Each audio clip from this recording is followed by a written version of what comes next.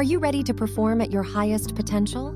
Thank you for joining this GP Strategies webinar, where we'll explore best practices and innovative insights to help you and your organization improve performance. Hello and welcome to Accelerating Diverse Leadership, a panel discussion with our moderator, Eleanor Goichman-Brett. So Elle is a deeply experienced global inclusion consultant. She's known for helping organizations understand their specific diversity and inclusion business case, how it aligns with their wider strategy, and ensuring the delivery of an integrated, diverse, and inclusion plan. Welcome, Elle. Thank you so much, Kim. Hi, everyone. It is such a pleasure to be here today. Thank you so much for joining us. As Kim said, my name is Eleanor Goichman-Brett, but as you can hear, everybody calls me Elle. I am going to be the host for today's session. You are going to be mostly, of course, hearing from our panelists, but I will tell you that I am one of the account directors and consultants at GP Strategies. Prior to this role, I was in the design and delivery team for GP Strategies DEI division, and also have held a number of internal, global, and regional internal DEI roles. And that's why I'm so privileged to be here having this discussion today, because I really believe that accelerating diverse leadership programs are one of the most impactful things that you can do as part of your DEI strategy. I've delivered, I've been in the room, I've been a receiver, and it is such, as I say, a privilege to be in that space and hear not just the safe place that you create for the discussions that happen in the room, but you can really see people walk away with tangible differences that they can make to their careers. So we're going to be hearing a lot more about that from people who are on the delivery side today. Before we get to those introductions, I will just repeat some of what Kim said in that we really want this to be a conversation today. Although your lines may be muted, we will be keeping an eye on that chat function. So we'd love to hear from you throughout. Do you have specific questions about accelerating diverse leadership programs? Or perhaps do you have something that you might want to share about your own program? Perhaps a challenge that you've overcome, or perhaps a challenge that you need help with. So please do feel free to keep this as a live discussion today. I would also like to say that, of course, we are the DEI division, so we want this to be as an inclusive a session as possible. So please do be respectful of each other, of your inclusion needs, and also of ours. I will share with you that I'm dyslexic, so I apologize in advance if I misread any of your chat. I also have a toddler who's going to be running up and down the hallway behind me, so please forgive the noise cancelling headphones. They are definitely going to be needed. Before the toddler joins us, I will hand over to our first panelist today, who is Kendall Rademacher. Kendall is joining us from Cisco and is the DEI program delivery lead at Cisco. But I will let Kendall introduce herself. Kendall, please do. Awesome. Thank you so much, Elle. So again, Kendall Rademacher. I am she, her. Today, I am in a hotel room in San Jose. I'm wearing a white cardigan. I have blonde curly hair, and I help deliver DEI programs at Cisco. I also am a mom to 3. Today, no toddler running around, so that's great. I don't have to have my headphones on. But I truly love what I do at Cisco, and I can't wait to dive into this conversation with you. Fantastic. Thank you so much, Kendall. And next, I will hand to Aaron, who is the Leadership and Learning Curriculum Manager at Lloyds. Aaron. Thanks, Elle. Yes, lovely to see you all. Yeah, as I said, I've been in learning and development for 25 years, presenting, coaching, facilitating, as I spoke, many people do get involved in. But now very much a strategic role, looking after programs, designing them, people working for me instead of me working for them, which is quite a change. I'm very much passionate about diversity and inclusion, but in the kind of the career development space. Certainly the programs I look at, I run a program which is female related, and I also run another program that's almost, diverse individuals, ethnic backgrounds, different ethnic backgrounds. So forgive the terminology I use for anybody in the US, I know sometimes you use different words for different things, so I do apologize. I don't wish to offend. So yeah, I do that. My key focus is on that. It's trying to kind of market and understand the drivers, what's behind it, and get under that to drive it forward, really. Fantastic. Thank you so much, Aaron. And finally, I'm going to come to our own Deborah Samuel, who is our Senior Learning Facilitator in the DEI and Leadership Division of GP Strategies. Deb.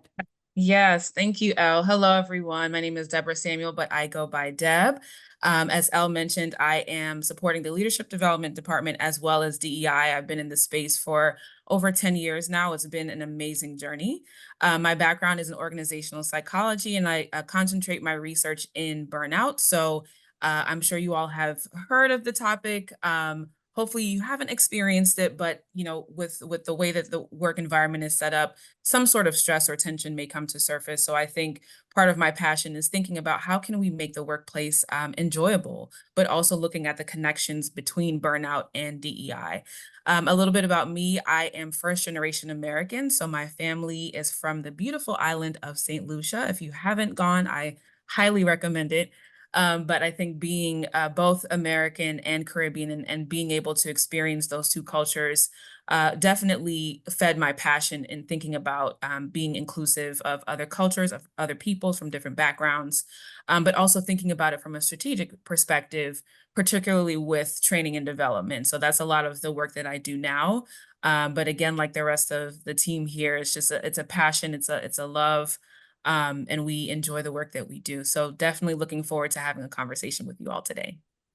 Fantastic. Thanks so much. I think probably all of us on this session today share a personal passion for what we do. And I think that's often what really makes us different when we work in this DEI space. So I would also say today's session is about bringing ourselves to the session. So if you do have something that you want to share, do remember it's being recorded, but we'd love to hear it.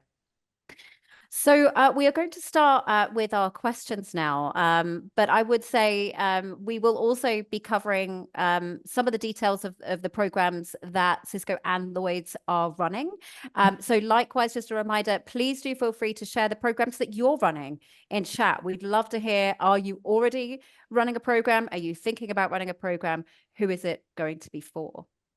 But let's get started on those questions. Kendall, I'm going to come to you first, if it's okay, to ask you a very broad question, but what makes a good diverse leadership program?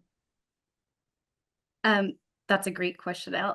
So at Cisco, we're really focused on inclusion. And for us, there's many aspects to having a good diverse leadership program. We want to have comprehensive training on cultural competency. So we have a conscious culture training that everyone's required to take. We really lean into mentorship and sponsorship opportunities. And our goal is career advancement, retention, and promotion. We also try to ensure that all of our offerings are inclusive at all the different leadership levels that employees might be at. So we want to look at the full spectrum of where are people in their career. Cisco's purpose is to power an inclusive future for all. So we try to tie that theme into all of our DEI programs. We believe in an inclusive culture where our employees feel welcomed, they feel valued, respected, accepted, and heard. It's really important for us that we have a safe space when they're in these leadership programs so they can bring their authentic self to the program and really learn all that they can while they're in it. Did that answer your question? And Elle, you're on mute. How did I get on mute so early on in this discussion? I apologize. I think you made such an important point there that the program is important, but what sits around the program is just as important, the culture that people come out into. Aaron, I'd love to know perhaps a little bit more about what makes it successful at Lloyds and maybe what sits around your program as well. Yeah, sure. I think, everything that Kendall said is completely relevant for us here.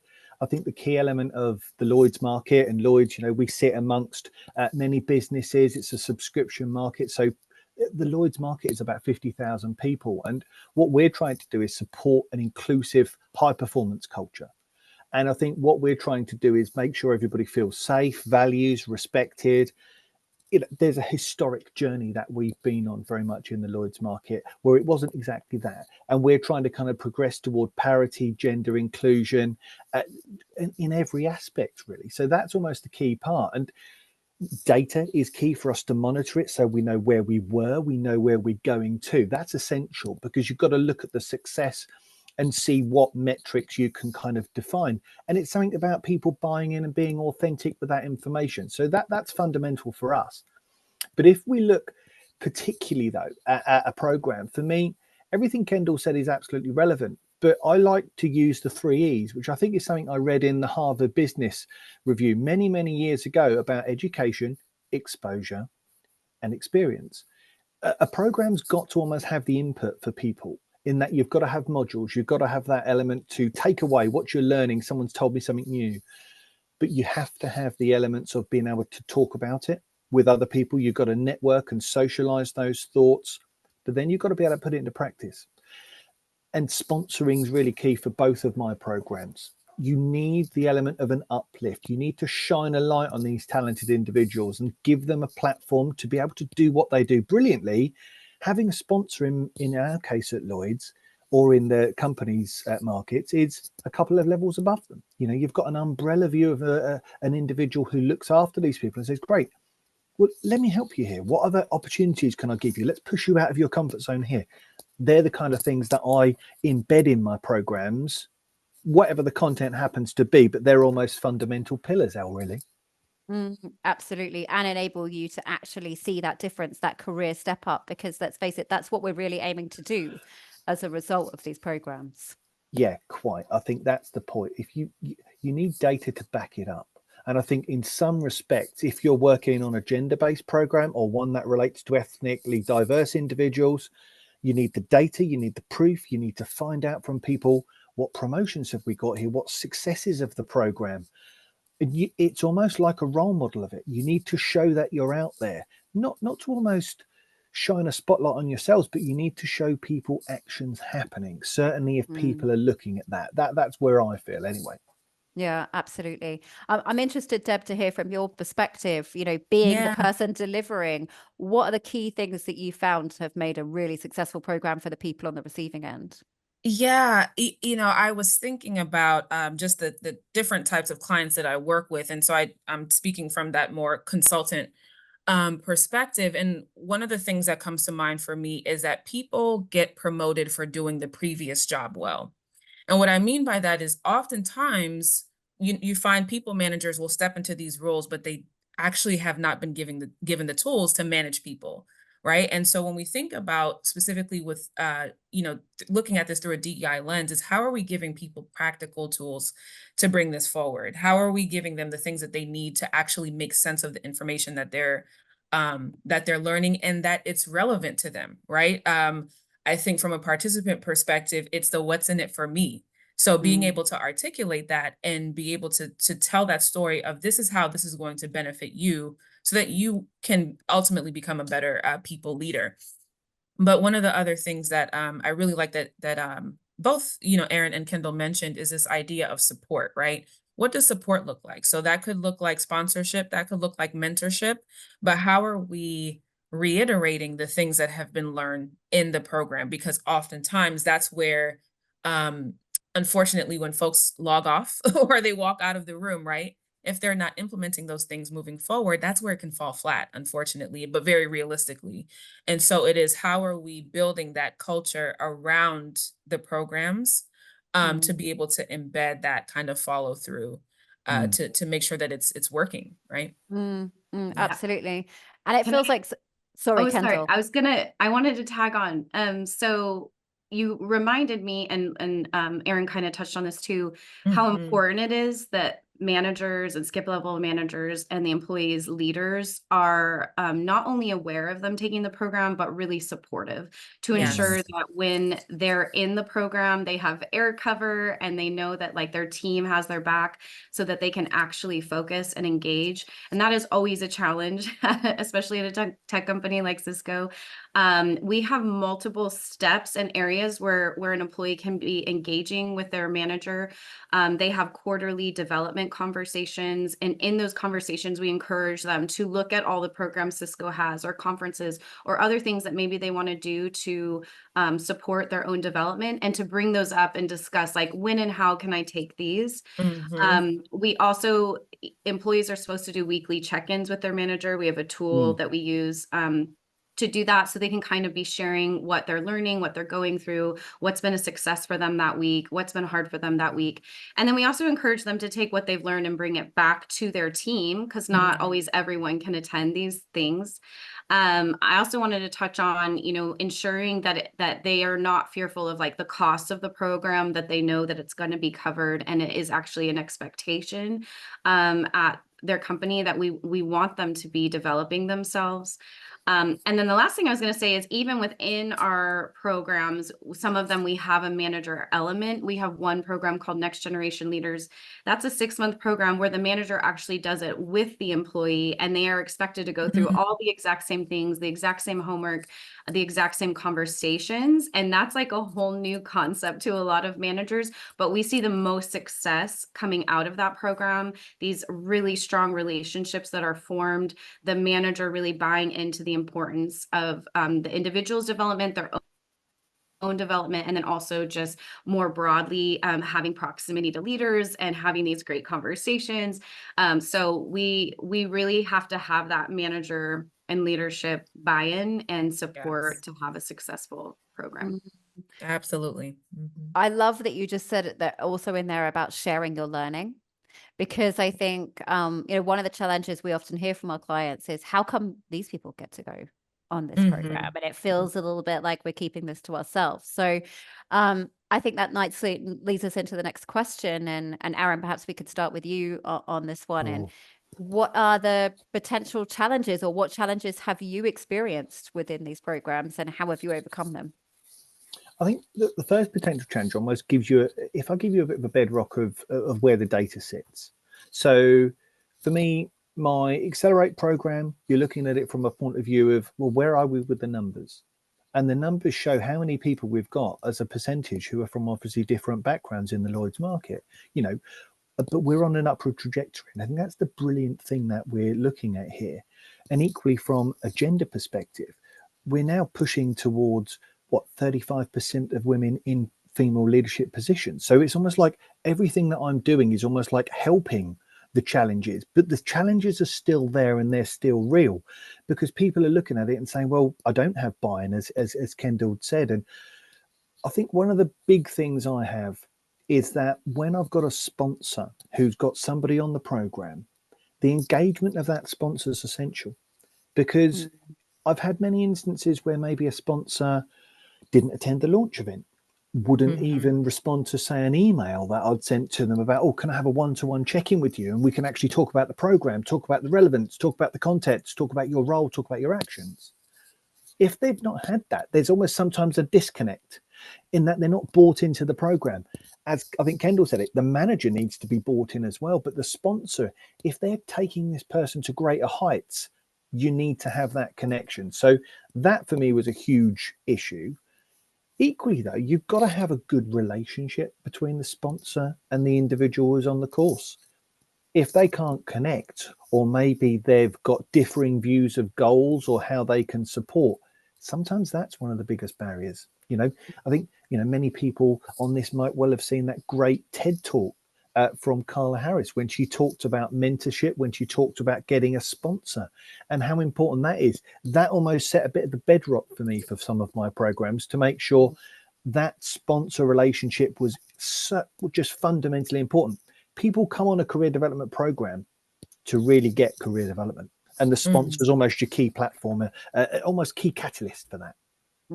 Absolutely. I'm just keeping an eye on the Q&A box here, and we have a follow-up question for Kendall about getting managers involved. I'll read it out for accessibility if that's beneficial to anyone. Interesting idea that managers and direct reports attend the same program. Does that apply to both managers of managers and to managers of individual contributors? Yes, yes to both. This specific program is for some of our employees that are higher up in the company. So we have a grading system. So it's grades 9 through 12, which are a little higher up. And so we know that at that point in your career, oftentimes you need to go a lot deeper into how you're going to be developing yourself. So in this specific program, they create a leadership portfolio, and it's really about the relationship. And if their manager can't attend with them, we encourage them to go to the next level manager. And we're very excited. Sometimes we have VPs coming in. We have people of all different levels coming in and participating. And I think oftentimes a manager can be like, yeah, go ahead and go do that thing. But to actually have to stop and take the 6 months and to be just as invested is really important. And that shows the individual as well of how invested we are into their development, and into them having that partner throughout the program.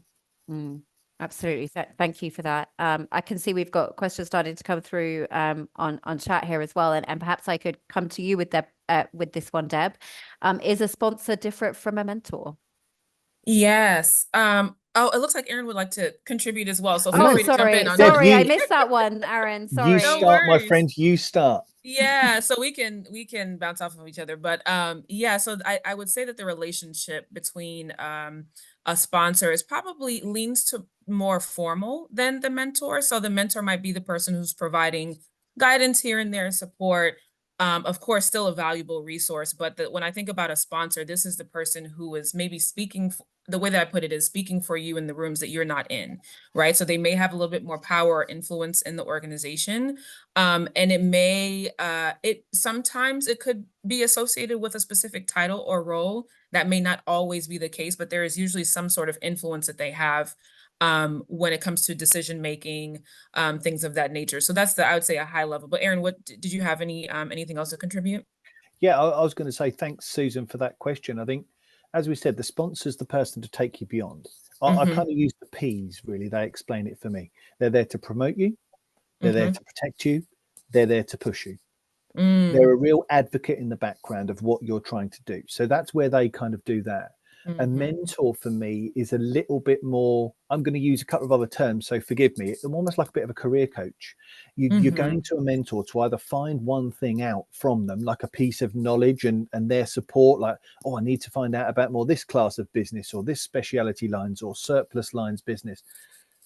Or they're a career mentor and you're almost going to them because they're a great role model for you. Because I think that's another thing that we're kind of missing out here is the element of role models who exist and who are tangible and really sell and influence what they're doing from a point of view of whatever group you're coming from. You need people who are representative to you to kind of aspire to. They need to share their thoughts, feelings, actions. They could become a mentor. They've probably been sponsors themselves. So yeah, there is a real difference to it. But I'd encourage anybody to go on YouTube and find this Carla Harris video about sponsorship. It's really good. I also think it might be worth a follow-up question in that there is a difference between a program sponsor and a sponsor of the individuals on the program. If that makes sense. I assume, both at Cisco and Lloyd's, you make those distinctions and you have program sponsors and individual sponsors.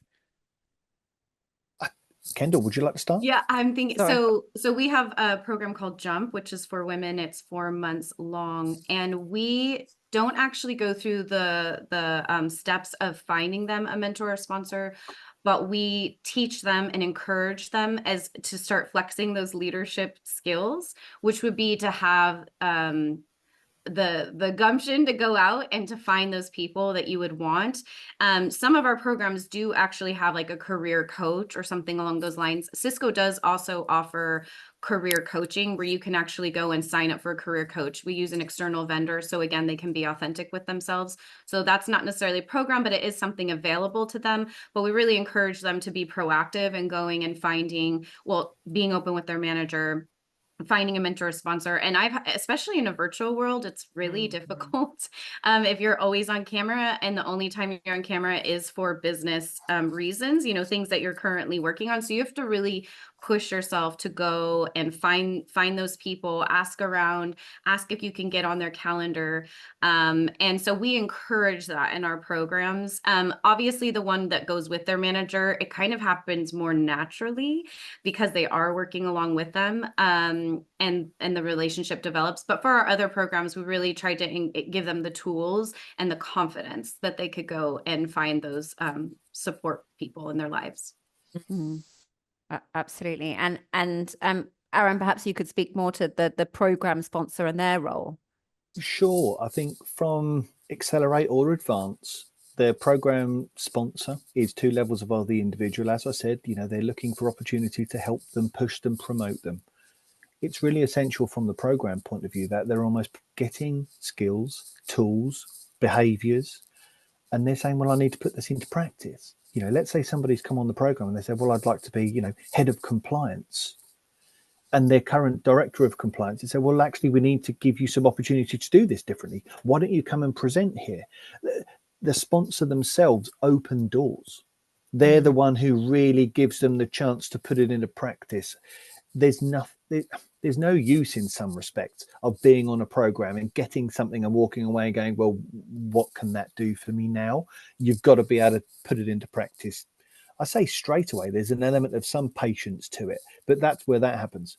I think sponsors generally just happen in the business anyway, and mentors. It's almost having somebody who can really advocate you around the table and say, well, this person's fantastic. Yeah. And in our experience as well, it's so important that they are an advocate of the program itself. We know that budgets can be difficult, that getting time out of people's diaries to invest, so that they are really clear on what are the outcomes for the program and advocate at that leadership level as to why this is happening. And forgive me, I'll share actually a challenge that I know a client had recently, and that was that the participants didn't really know why they were on the program. So it sounds basic, but it's one of the most important things that we need to do up front is share, why is this important for our business, and why will it be important for you as an individual, and why should you put your time towards this? Elle, if I can just add in there, Please. I think what's different about what I'm doing really is that my programs have got half Lloyd's people, half market people, as I kind of colloquially call them. And that's a great networking bond. But people are trying it's a competitive process to get onto one of my programs. It's quite difficult, really. It hurts me personally when I can't offer people places. But when it's a process, people are trying to apply to be on here because they're like, I want this. I really want to move my career forward. So it's actually a very pleasing place for me when I can offer people places for programs like this. They're like saying, I'm taking charge of my career here. What can I do to advance it? And it's almost like when they get a place on the program, it almost opens a few doors for them. Pleased to say, I don't want to plug, but I will. My programs, I'm just about to start, and Deb knows this because she's one of the facilitators. We're opening our Accelerate program, which historically we've just done it in Lloyd's and in the UK, and I'm opening that up in the US and Canada. So really pleased that that's going to be kicking off soon. It's a case of, these are the kind of things that I suppose we're trying to do culturally at Lloyd's. And if anybody's want to look at any of this, you can go on there and find Inclusive Futures on the Lloyd's website, and you'll find a lot more about it. Fantastic. Oh, good plug.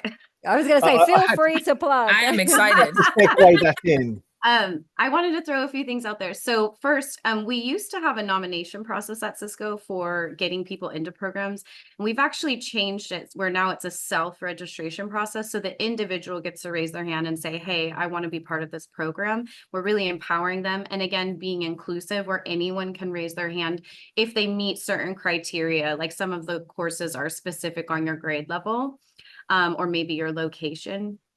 And so that's really changed things where people are not having to wait to be asked to be part of these programs. They can really raise their hand.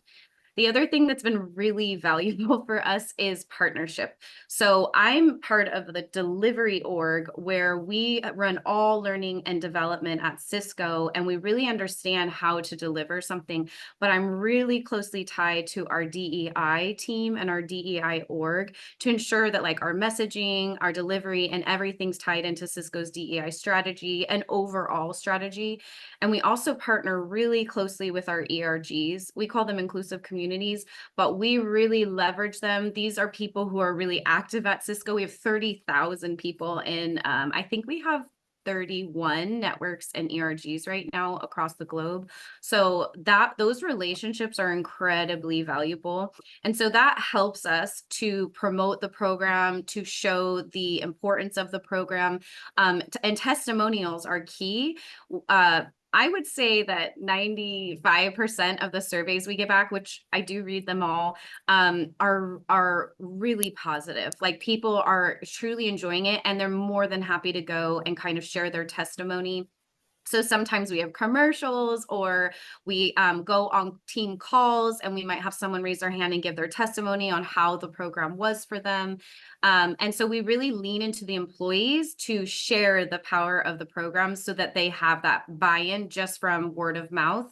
And that's been incredibly valuable. And then also all the partnerships. Those are really, really valuable to have those key relationships to help us promote. And I think, particularly with a program like DARE that we partner on with you, Kendall, been running, I think, for 11 years now. So, Yeah. People know about it and that word of mouth is really helpful. Yeah. We've got a follow-up question here in Q&A, and that is, if it's self-nomination, how do you address the limited number of spots available? How do you determine who gets in? So it's first come, first serve. We typically have about 16 to 20 people seats, but we offer them across the globe. So for example, I think this quarter for JUMP, we had 7 cohorts, we call them cohorts, of about 20 women across the globe. And we had more demand in one area than usual. So we actually were able to work with our vendor and open another cohort and ensure that we had the offering available for the extra women that wanted to attend. We also are quarterly. So if you fill up one quarter, we always tell them, come back the next quarter. We even have like a wait list. My PMs are amazing and they're very hands-on, and they'll remember when someone didn't get in. They'll reach out to them. They have kind of a list of names that they go back to and say, hey, now we have an offering in your area. It's opening up on this day. And so they're very, very hands-on in ensuring that people get the opportunity. But we also, offer the amount of seats that we see the demand. And again, if they cannot that quarter, they'll have another opportunity the next quarter or the next quarter or the next quarter. Okay. And it's fabulous that you're able to do that, but we're also conscious that there are organizations that get one shot at this and have to make those decisions. Aaron, is that something that you experience? Yeah, it is. And I think, budget maybe is the defining factor about what I can do. I often run 2 or 3 cohorts a year. We're looking at a 6-month program, really. So there's a lot of logistical things to organize. You can do as much, I suppose, as you've got bandwidth with. I probably have, I think it's overall, I'm looking at 6 programs I look after a year, 3 for each. But I suppose my different approach to what Kendall does, ours is nomination and application. We're looking at it from a pure point of view of looking at the talented individuals. And we've got a few, as Kendall said, criteria for people to be driven by. But at the end of the day, we're offering things. And it for me, there's a brand and reputational element for Lloyd's. What we're trying to do, we're showing people we are making changes. We need people to join the Lloyd's market and join insurance. It's such a wonderful place to be, and so many different roles. We made some great hiring ambitions, and strategically what we're trying to do is say to people, come and work here. We're looking at a 1 in 3 hiring ambition for those people who come from ethnically diverse backgrounds.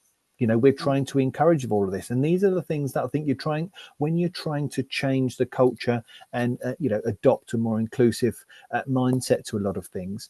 All of these programs really do stack up together. And I guess a follow-up question for me personally, given that you both at Cisco and Lloyd's offer programs that are for different audiences, what if there is someone who doesn't know which program is for them? They might be, a Black woman, for example, and they are like, well, which bit of me do you want? We all have different identities. How do you help people with that? I can jump in. So Please. First, again, that step of having that relationship with their manager where they're having quarterly discussions and the manager can pull up. I mean, our development department has over 4,000 offerings. If you're looking at technical training and all these things, it can be overwhelming. So really sitting down, making sure the managers have the tools to know what is available to my employees and see what might be interesting to them. What season are they into? Are they wanting more technical skills? Are they needing something that's self-paced? We have quite a few self-paced and subscription learning. Or they really just wanting to get themselves promoted. And so we need to get them into a leadership program. I think, I want to see what Erin says. I have a few more things to add, but I'll let you jump in. Well, I'm happy if you continue. It's fine. I think there's lots of different aspects to it. Yeah. No one size fits all. I think that's the key thing to say. Different things work in different businesses. What works for you might not work for us, Kendall. I know you talked about applications and you're offering it for everybody, whereas ours is a little bit more defined. These things happen. We also encourage the individual to read, go and see, maybe I want to do a women's program. Maybe I want to focus more on, how I identify. We also do road shows. So my team is really active in going out onto different calls and sharing about our offerings. And we also try to make sure we do have a fully diverse portfolio in the sense that we have something for everyone. And again, I think it really depends on that relationship with their manager, where they're having those discussions and kind of seeing what does this individual need. Yeah, I think I've had a couple of instances very recently where somebody looked at this and said, well, look, I am a Black woman. Aaron, what works for me? And I think always the fundamental question that said to me, or I've said back to them, was, well, what's your development goals? What are the things you're trying to change in you? And equally, where are your glass ceilings? What are the things that maybe have biases within your own mind that have maybe, limiting beliefs? What stopped you? That was the first question. It then goes to, well, this is what the program offer. Fundamentally, my programs are relatively the same, but it's about the content and the focus of some of the sessions. And Yes. I don't like to put people in boxes in any way. It's a case of, well, you fit the criteria for both, but where are your drivers? Equally, I think one of my programs is more senior than others, because what I'm trying to do is really accelerate female development into C-suite roles. And that's where at my advanced program is very much senior manager. Whereas from my Accelerate program, it's very much like, if this relates to you, if you feel you have had a glass ceiling in this area of race, for whatever reason that is, and that's not, using the R word in a terrible way, it's a case of, you've got to say, well, what's your career development need to look like? And I've got some people who might be quite junior. Equally, they might be around manager level, even head of level. And well, actually, I want to still propel my career. So yeah, it doesn't matter which one you're on. It's a case of finding out what one is tailored to your needs. Deb, I could see you. Oh, sorry. I wanted to jump in really fast and plug GP Strategy. So having a great vendor is incredibly important, and making sure the content is valuable. And I am probably biased, but our conferences and programs are exhilarating. The content's amazing. We do small cohorts where everyone really gets to know each other. And, you know, my DARE program, it's for earlier in career women, is GP Strategy Supports as my vendor. And people love it. They love it. They love to be part of it. And then we've added all these elements to it to make it even more valuable. So not only does GP Strategies come with just amazing facilitators and amazing content, but also afterwards, we have the women get together on their own and talk through what did they learn and are they implementing it. And many times those cohorts end up becoming so close that they're meeting monthly, they're meeting every 6 months. I have cohorts that have been meeting for 8 years. Like they're still all friends. They're still leveraging each other. And then the other thing that we've added in this year is really, so we call a graduate, someone who's gone through one of our programs, an alumni. So this year, one of my goals has been to really invest into the alumni, because oftentimes they do a program and for DARE, it's only 1 or 2 days. And then they're like, okay, well, now what? It's going to be years till I can attend the next women's development program that's for higher grades. And so we've been trying to add continued value for them. So in our alumni space, we have ambassadors, they're having monthly calls, they're having get-togethers, they're having events. And then also my team's been working really hard to have continued development. So for example, GP Strategies is going to come in October and talk to the women in the alumni group about impact and influence and how to network more thoroughly. And so I'm continuously trying to share more opportunities with them, one-off webinars, whatever it may be, where they can again, continue to invest in themselves, and maybe not in an official program, but leveraging from the program that they were in. And so I think that's really, really important that you have those great vendors, partnerships, and continue to cultivate your participants even after they've graduated. So important, and thank you for that, Kendall, because you know at GP Strategies we don't do anything where we kind of drop in. We always have digital support. We're happy to come back and talk to people. We really believe in kind of sustaining the success of our programs. So Deb, perhaps I could come to you to talk a little bit about our approach and or what you see as successful in sustaining the results of programs. Yeah, and what I'll start with saying is I just was smiling thinking about the DARE program because it's I try not to be biased, but it's certainly one of my my favorites. Just because of the impact, right? The real conversations that happen. And I think when we talk about sustainability with these kinds of programs, anyone can build a program, right? But it's the experience that you're bringing to the table that really leaves that impact. How are people thinking differently? That is one of my markers of success. When I see a light bulb moment, when someone says, "Oh, I didn't think about it in that way." That is how we keep the momentum of these programs, because it's more than just a presentation on a slide. It is the conversation that's happening around it.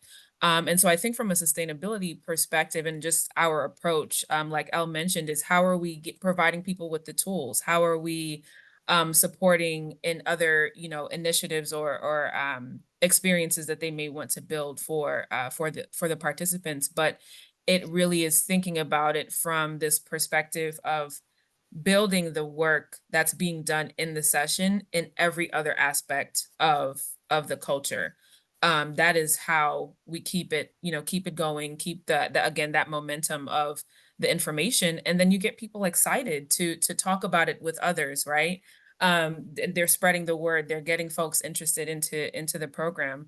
But in thinking about I think our approach to it is when we're supporting leaders, we're also thinking about it from this perspective of how are we supporting leaders and building other leaders, right? It's thinking big picture as far as succession planning, even. It's more than just managing a team. It's thinking about someone on my team could be managing someone else one day, right? So how am I also leading them well enough to where they're exceeding their own expectations, my expectations, the company's expectations, but going above and beyond, right? And I think that is part of how we build our content, is thinking bigger picture. And what does this mean after this session? Because the goal is impact.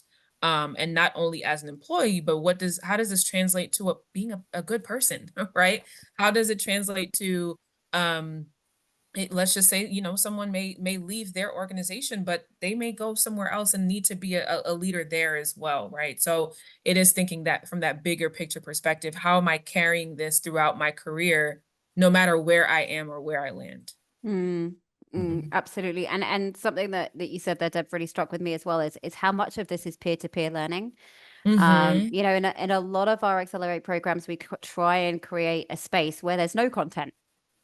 And I believe that's something that you do quite a bit at Lloyd's as well, isn't it? That you enable those spaces, Aaron. Yeah, I think you have to have the element of the networking, as both the panelists have said.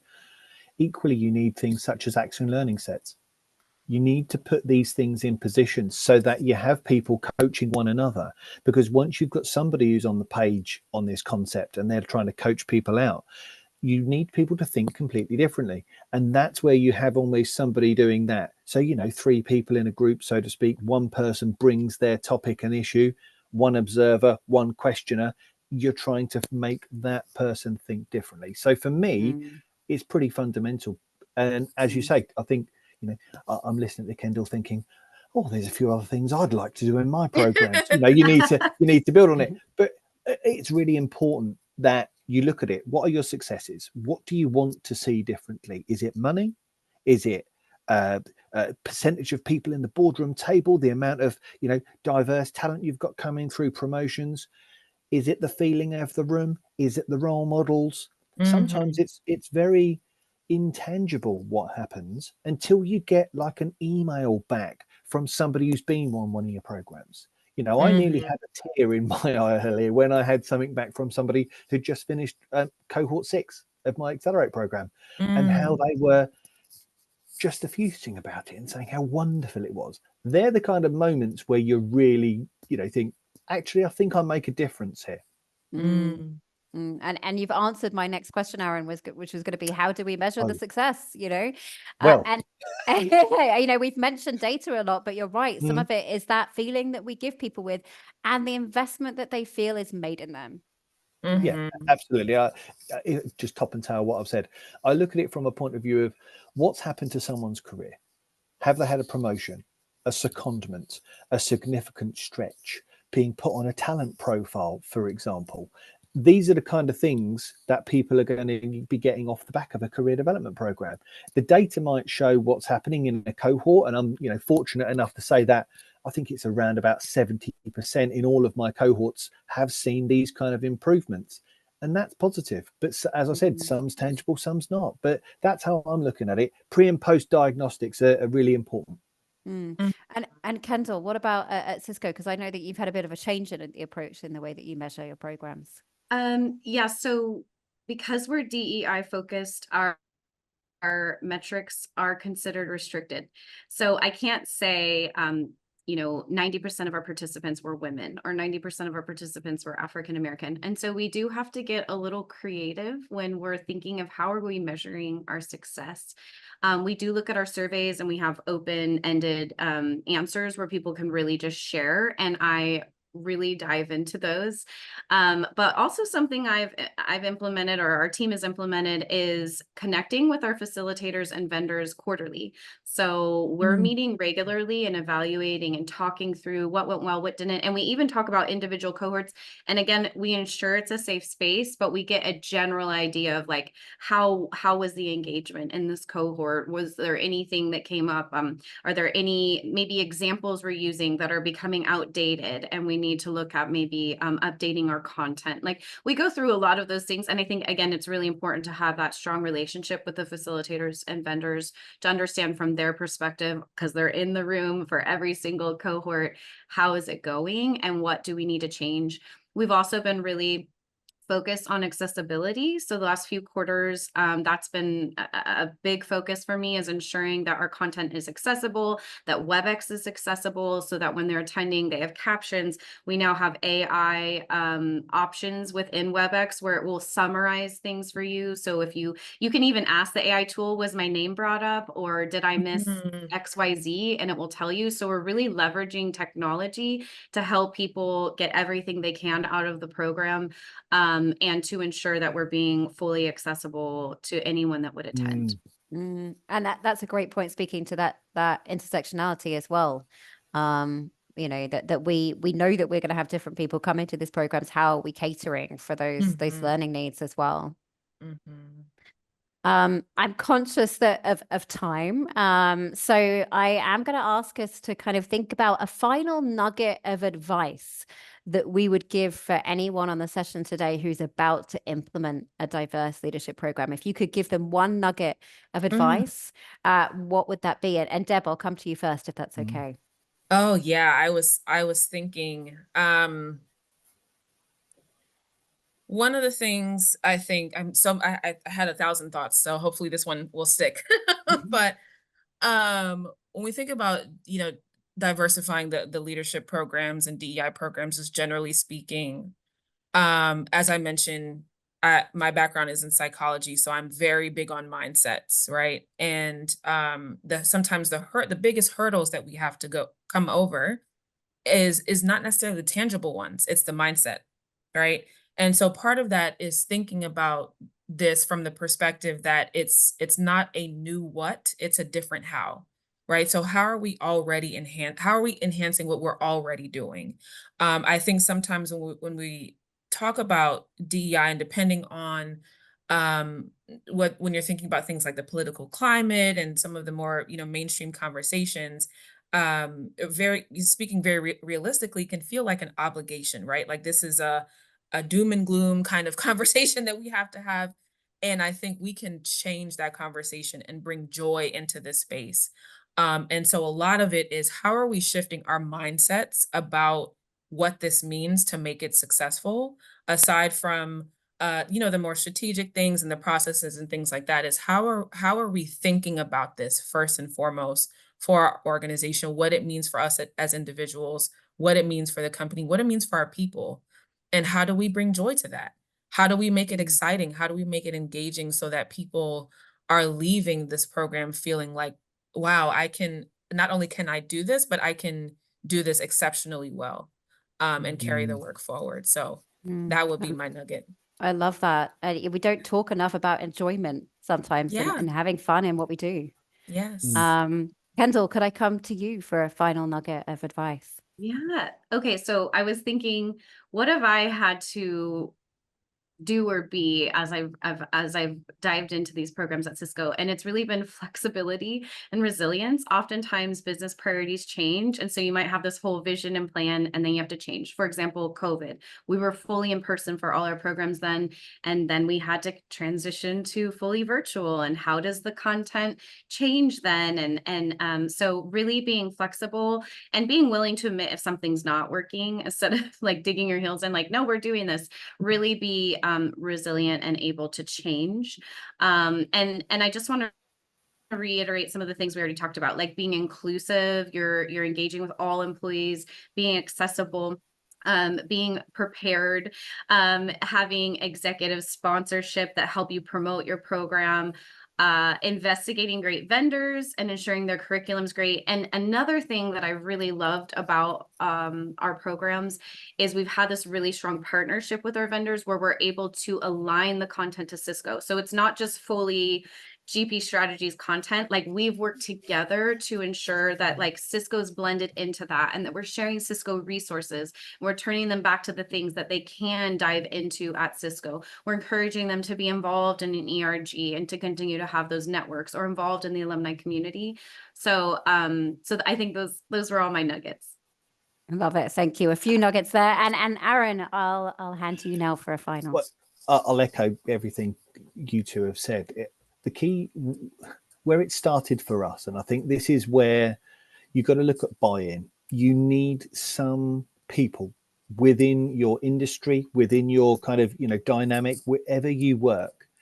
You need some people who are the ones who want to instigate change. I know a couple of people who work in the London market. Our head of culture, Mark, is amazing. I know a couple of people who work in very close proximity. Guy at Beasley, I know, who's absolutely amazing. These people who start networks, they want to create change. That tells you that there's something that people see as needed to happen. when you get that, you look at your industry context, you look at the organizational dynamic, you look at the data and the metrics, something tells you there are things to change. The data doesn't lie. So you look at it from a point of view of, well, where are we headed? What's our strategy? If you've got that in agreement and you've got sponsor buy-in, executive buy-in, and you've got, say, networks behind you, you have momentum. That's the case that I really think is important here, because then everything you do backs up that case. It is almost like, well, this is what we're doing and here's our progression towards it. You're showing a narrative. That for me is essential. You've got to have your foundations, planning, and those things put in practice, because if you have that, you can prove your successes later on. I love that. I think that's going to be the word of this session for me, is momentum. You know, that's what we're trying to give to people's careers, right? And give it to them to take hold and be accountable for them.